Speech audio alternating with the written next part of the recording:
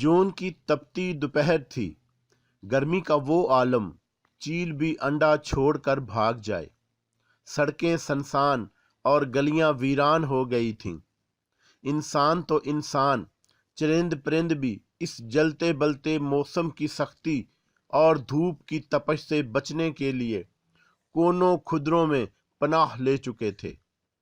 ऐसे में बड़े से बड़ा जिगरे वाला भी कब्रिस्तान के नाम पर ही हौल उठता होगा।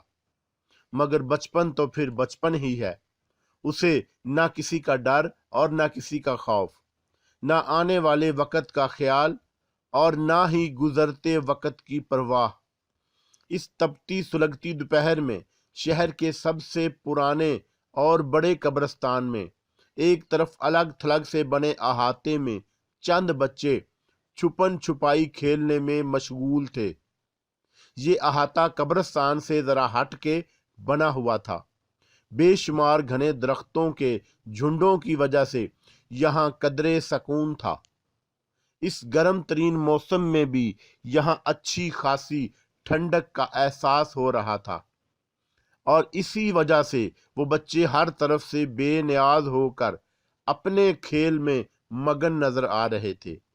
वो करीबी मोहल्ले के रिहायशी शब्बीर साहब के खानदान के बच्चे थे।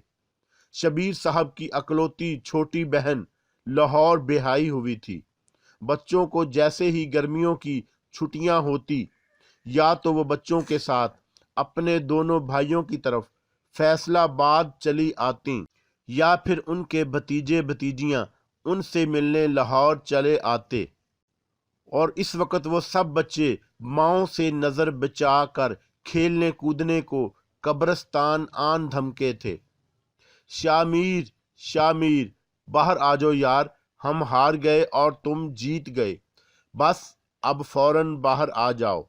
अरफान अपने फुफोजाद शामीर को ढूंढने की हर कोशिश में नाकाम होने के बाद आवाज बुलंद अपनी शिकस्त का इकरार करते हुए पुकारा था, ताकि वो जहां कहीं भी हो, जीत जाने की खुशी उसे बाहर खींच लाए। मगर उसके तमाम कजन्स समेत उसकी ये कोशिश भी नाकाम साबित हुई, क्योंकि शाहमीर का कहीं दूर दूर तक कोई पता ना था। देखा, मैंने तुम लोगों को पहले ही मना किया था, इस बड़ी दोपहर में इस सुनसान वीरान जगह पर खेलने का प्रोग्राम मत बनाओ। मगर तुम लोगों ने मेरी एक ना सुनी। अब देखा ना, हो गया ना गुम शामीर। अब हम फूफो को क्या जवाब देंगे? और अम्मी और अब्बू, ताया अब्बू, हाय मेरे अल्लाह, अम्मी तो मेरा कीमा बना देंगी। अब मैं क्या करूं?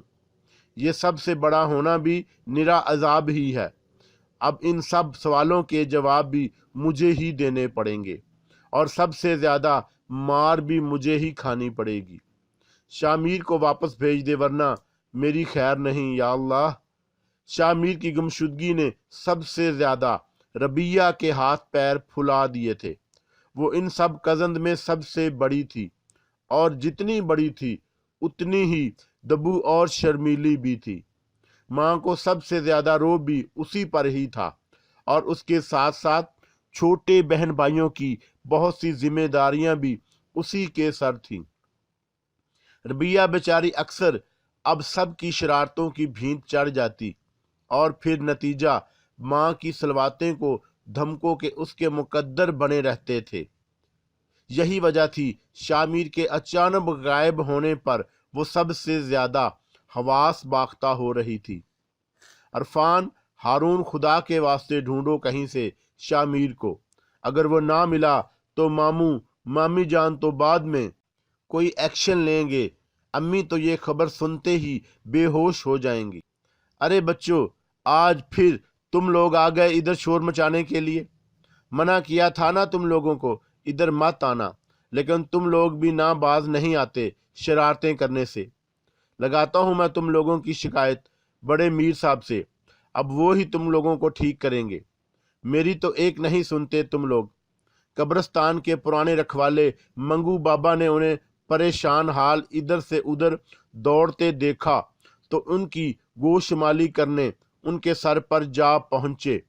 اور بغیر کچھ دیکھے انہیں ڈانٹنے لگے۔ اسی اثنا میں ان کی نظر روتی ہوئی ربیہ اور ماں رخ پر پڑی تو وہ چونک گئے۔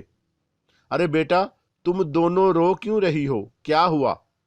کہیں چوٹ ووٹ تو نہیں لگوا لی تم نے؟ منگو بابا نے ربیہ کے سر پر ہاتھ رکھتے ہوئے تشویش برے انداز سے پوچھا، اور وہ زیادہ شدت سے رونے لگی۔ نہیں بابا، چوٹ تو نہیں لگی، لیکن لگیں گی ضرور، اب اور بھی بہت زیادہ۔ ظاہر ہے جب ہم لوگ شاہ میر کے بغیر گھر واپس جائیں گے تو امی اور ماموں کے سوالوں کا سامنا کرنا پڑے گا، اور جب ہمارے پاس کوئی جواب ہی نہیں ہوگا تو پھر ہمیں ان کی ڈانٹ بھی کھانی پڑے گی اور مار بھی۔ تو پھر چوٹیں تو بہت آئیں گی نا؟ ربیہ کی جگہ ماں رخ نے بصورتے ہوئے معصومیت سے منگو بابا کو جواب دیا تو وہ چونک کر اسے دیکھنے لگے۔ کیا مطلب؟ شاہ میر کہاں گیا ہے؟ بابا بے پریشانی سے ادھر ادھر دیکھتے ہوئے ان سے استغفار کیا تو سب کے سر جھک گئے۔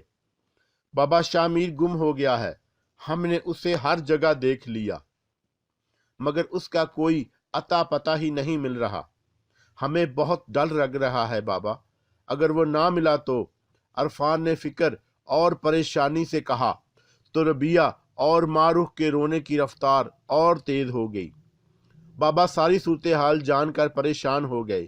انہوں نے سب بچوں کو ساتھ لیا اور ایک بار پھر شاہ میر کی تلاش میں قبرستان میں بھاگ دوڑ شروع کر دی۔ وہ سب دو دو کی ٹولیوں میں بٹ گئے اور یہاں وہاں شاہ میر کو آوازیں دیتے گھومنے لگے۔ انہیں اس طرح بھاگتے دوڑتے کافی دیر ہو چکی تھی، اور جیسے جیسے وقت گزرتا جا رہا تھا ان کی پریشانی میں اضافہ ہوتا جا رہا تھا۔ شاہ میر کے نہ ملنے کی پریشانی کے ساتھ ساتھ اب انہیں اپنی اپنی ماؤں کے جاگ جانے کا بھی خوف ستانے لگا۔ منگو بابا کی فکر اور پریشانی کا عالم ہی جدا تھا۔ انہیں کسی انہونی کے ہونے کا احساس شدت سے ستا رہا تھا، مگر وہ کچھ بھی کرنے کی پوزیشن میں نہیں تھے، اس لیے میرو کے بخیر و عافیت مل جانے کی دعائیں کرتے اسے تلاش کرتے رہے۔ کافی دیر کی دوڑ دھوپ کے بعد آخر کار انہیں شاہ میر مل ہی گیا۔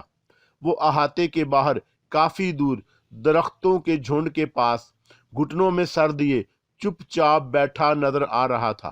اسے اس طرح اچانک اپنے سامنے دیکھ کر وہ سب اتنے خوش ہوئے کہ اس سے یوں پرسرار انداز میں غائب ہو جانے اور پھر آپوں آپ ہی مل جانے کے بارے میں اس سے کچھ پوچھنا انہیں یاد ہی نہیں رہا۔ مگر منگو بابا اسے اس طرح اور اس جگہ دیکھ کر حد سے زیادہ پریشان نظر آنے لگے۔ شاہ میر پتر، تم یہاں کیسے آ گئے؟ ابھی تو ہم یہاں سے ہو کر گئے ہیں، تم کہیں دکھائی نہیں دے رہے تھے، اور اب اس طرح اچانک کہاں سے تم بیٹا؟ تمہاری ہماری آوازیں بھی سنائی نہیں دے رہی تھی۔ منگو بابا نے شاہ میر کا بازو پکڑ کر اسے اٹھاتے ہوئے حیرت اور پریشانی سے پوچھا تو وہ سر اٹھا کر انہیں عجیب خالی خالی نگاہوں سے دیکھنے لگا۔ اس کی آنکھیں غیر معمولی سرخ ہو رہی تھی اور چہرہ بھی لال بھبوکا ہو رہا تھا۔ بال اور کپڑے اس طرح بھیگے ہوئے تھے جیسے ابھی ابھی کپڑوں سمیت نہا کر آیا ہو۔ منگو بابا اسی حالت میں دیکھ کر چونک گئے۔ ان کے ماتھے پر تفکر کی لکیریں ابھر آئیں۔ وہ پریشانی کے عالم میں بار بار احاطے کی طرف دیکھتے اور پھر میرو کو دیکھ کر تعصب سے سر جھٹکتے۔ سب بچے شاہ میر کے مل جانے کی خوشی سے پھولے سما رہے تھے، اس لیے اس کی ظاہری حالت کی تبدیلی کا کسی نے نوٹس نہیں لیا اور اسے ساتھ لیے خوشی خوشی اچھلتے کودتے گھر کے واپس کی راہ لی۔ ربیہ پتر، مجھے کچھ اچھے آثار نظر نہیں آ رہے۔ میں اس لیے تم لوگوں کو منع کرتا تھا کہ بڑی دوپہروں میں یہاں مت آیا کرو، مگر تم لوگ بھی نہ۔ اللہ خیر ہی کرے، اب جانے کیا ہونے والا ہے۔ مجھے شاہ میر پتر کی بہت فکر ہو رہی ہے۔ میں بڑے میر صاحب سے بات کرتا ہوں، مجھے خطرے کی بو آ رہی ہے بیٹا۔ اللہ تم سب کو اپنی امان میں رکھے۔ اب تم لوگ اپنے گھر جاؤ और आइंदा इधर मत आना, समझी। शाह मीर की खाली खाली अजनबी निगाहें देखकर बाबा ने अपने परेशानी का अजहार रबिया से कुछ इस तरह किया कि वो भी परेशान हो गई। बाबा की बातों ने उसके दिल में खौफ सा भर दिया था। वो सबको डांटती डपटती वापस घर ले गई। जल्द ही मंगू बाबा के खौफ ने पूरे मीर फैमिली को अपनी लपेट में ले लिया। शाम तक शाह मीर सख्त बुखार में मुब्तला हो चुका था। उसका जिस्म ऐसे जल रहा था जैसे भट्टी। सारे घर वाले उसकी हालत देखकर परेशान हो चुके थे और उसे परेशानी में शबीर मीर साहब ने लाहौर फोन करके रजा मीर साहब को भी मतला कर दिया। रजा मीर को अपने दोनों बच्चों से शदीद किस्म की मोहब्बत थी। उन्हें जैसे ही मीरों की खराबी सेहत की इतला मिली वो फौरन भागे चले आए। उन्होंने जब बेटे की ये हालत देखी तो उनका दिल जैसे किसी ने मुट्ठी में जकड़ लिया। उन्होंने उसी वक्त शाह मीर को गाड़ी में डाला और वापस लाहौर भागे। फिर शहर के सबसे बड़े अस्पताल में शाह मीर को एडमिट करवा दिया गया, मगर मर्ज बढ़ता गया जूं जूं दवा की। मीरू की हालत किसी तरह भी संभलने में नहीं आ रही थी। वो चुपचाप गुमसुम सा बैठा खलाओं में जाने क्या ढूंढता रहता, लेकिन जब उसे दौरा पड़ता तो वो किसी के काबू में ना आता। चिल्ला चिल्ला कर सारा हॉस्टल सर पर उठा लेता। ना डॉक्टर के काबू आता और ना ही पैरा मेडिकल स्टाफ उसे संभाल पाते। उस 11 साल लड़के के वजूद में जैसे 40 आदमियों की ताकत भर जाती। ना उस पर कोई दवाई असर करती और ना ही किसी किस्म का इंजेक्शन। उसके घर वालों के साथ साथ हॉस्पिटल का अमला भी उसकी हालत देखकर हद से ज्यादा परेशान हो चुका था, मगर किसी की समझ में ना उसकी बीमारी आ रही थी और ना ही कोई इलाज। डॉक्टर के बोर्ड रोज उसका तफसीली मुआयना करते, मुख्तलिफ टेस्ट और दवाएं तजवीज़ करते, मगर सब बेसूद। जब फिटनेस पढ़ते तो फिर जब तक वो नढाल और बेदम होकर खुद ही बेहोश ना हो जाता, कोई उसे काबू ना कर सकता था। रजा मीर अपने इकलौते बेटे की ये हालत देखकर उठ उठ कर आंसू रोते थे। नाहिद और मारूफ का भी परेशानी और फिक्र के मारे बुरा हाल था। उन सब की जिंदगी का रुख एकदम तब्दील होकर रह गया। शाह मीर सब की आंख का तारा था, सबका बेहद लाडला और चुलबुला सा लड़का, जो ना सिर्फ उनके लिए बल्कि पूरे मीर खानदान के लिए खास मकाम रखता था। रजा मीर साहब, हमसे जो कुछ भी हो सकता था हम कर चुके। अब इसके आगे हमारी डॉक्टरी, हमारी साइंस सब बेबस हो चुकी हैं। आप शामीर बेटे को घर ले जाएं, इसके लिए दुआ करें कि दुआ में बड़ी ताकत है। हम भी अपने बेटे के लिए दुआ गो हैं कि वो जल्द सेहतयाब हो जाए, मगर हम अब इससे ज्यादा आपकी मदद नहीं कर सकते। 15 दिन तक हर तरह की नाकाम कोशिशें करने के बाद डॉक्टर के बोर्ड ने एक तरह से उन्हें जवाब दे दिया था। उस खबर ने तो मीर फैमिली के सही महीनों में होश उड़ा दिए थे। शाह मीर की हालत दिन ब दिन बिगड़ती जा रही थी। उसकी ये हालत देख देख कर सब कानों को हाथ लगाते, और तो और मारूख समेत खानदान के सारे बच्चे अपनी चौकड़ियां भूल चुके थे। शाह मीर के जुनून और दीवानगी ने उनसे जैसे उनकी सारी शौखियां, सारी शरारतें ही छीन ली थी। मीर फैमिली में हर तरफ डर और खौफ का राज सा हो गया। जमीला बी का भी खौफ के मारे बुरा हाल था। वो थर थर कांप रही थीं, मगर जी कड़ा करके खुद को संभालती फौरन नाहिद और मारूख की तरफ लपकी थी। रजा मीर, मुनव्वर और अनवर इस आफताब पर खौफ और दहशत के साथ साथ अजीब तरह की अजियत में मुब्तला हो चुके थे, मगर फिर भी खुद को कंपोज करते हुए मुसलसल मीरू को संभालने की कोशिश कर रहे थे। नहीं छोड़ूंगा, किसी को भी नहीं छोड़ूंगा, एक एक से बदला लूंगा, चुन चुन कर मारूंगा तुम सबको, किसी एक को भी नहीं छोड़ूंगा।